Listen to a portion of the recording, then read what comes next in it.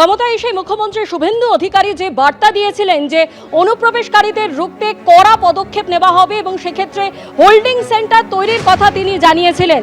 তড়িঘড়ি যাতে বাংলাদেশে ফিরতে পারে অনুপ্রবেশকারীরা এবং তার জন্যই কিন্তু হোল্ডিং সেন্টার ইতিমধ্যেই জেলায় জেলায় খোলা হয়েছে বলে সেই ছবিও আপনাদের সামনে রেখেছি। উত্তর 24 পরগনার হাকিমপুর সীমান্তের ছবি এই মুহূর্তে আপনাদের সামনে তুলে ধরছি, যেখানে উপচে পড়া ভিড়। এসআইআর এর আগে ঠিক যে ছবি দেখা গেছিল এই সীমান্তে, সেই একই ছবি দেখা যাচ্ছে হাকিমপুর সীমান্তে।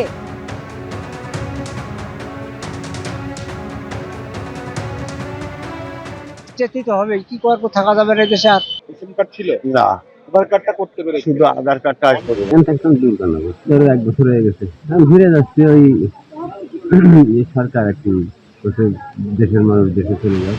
খেয়ার থেকে পার হলাম এই নিচে দিয়ে হারিয়ে আনলাম। এই 1 বছরের মতন ছিলাম, এখন চলে যাচ্ছে। ভূতের ভবিষ্যতের পরিচালকের রহস্য মৃত্যু, আর যে মৃত্যু ঘিরে ইতিমধ্যে একাধিক প্রশ্ন উঠতে শুরু করছে।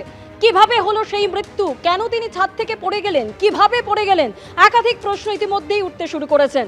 অনেক দত্তের সঙ্গে কাজ করেছেন সেই সমস্ত অভিনেতা অভিনেত্রীরা যারা বলছেন তারা ভাবতেই পাচ্ছেন না এরকম একটা ঘটনা ঘটলো কি করে। মাত্র কয়েকদিন আগেও তার সঙ্গে কথা হয়েছে এবং তার সঙ্গে এমন পরিকল্পনাও হয়েছে যে আগামী বছরের শুরুতে একটি ছবির শুটিংয়ের পরিকল্পনাও করেছিলেন পরিচালক অনিক দত্ত।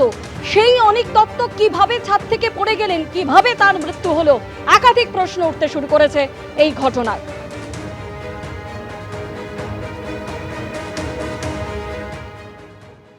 অনেক সময় আমরা হয় যারা আত্মীয় স্বজন বা বন্ধু বান্ধব লোক, তাদের যখন হয়তো অনেকটা বয়স হয়ে গেছে বা অনেকদিন ধরে যারা অসুস্থ, তাদের ক্ষেত্রে আমরা তাও একটা সান্ত্বনা পাই অনেক সময় যে হ্যাঁ অনেকটা বয়স হয়ে গেছিল।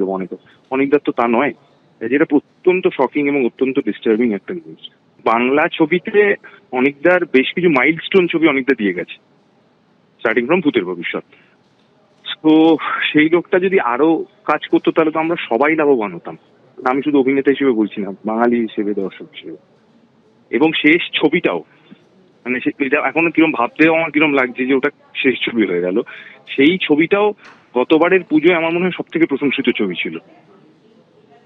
তো আরো বেশি ছবি, এবং আমি খবরও পাচ্ছিলাম আজকেও আমার হাসানদার সঙ্গে কথা হচ্ছিল যে আবার সবাই মিলে হাসানদা এবং অন্যান্য ওনার পুরনো যে টিম তারা অনেকদাকে রাজি করিয়েছিল যে আবার যদি একটা ছবি করা যায়, এবং অনেকদাও বলছিলেন যে আচ্ছা ঠিক আছে দেখি কি করা যায়।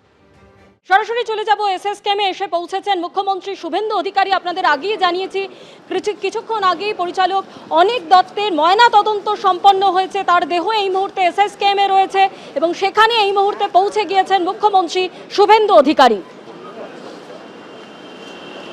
একটু ছেড়ে দিন না প্লিজ, একটু সামনেটা ছেড়ে দিন না একটু।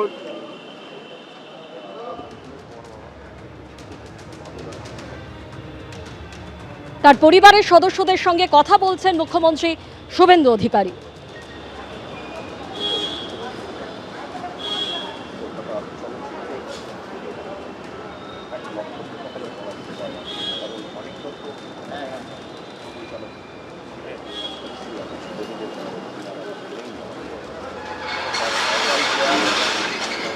ছবিটা হলো না,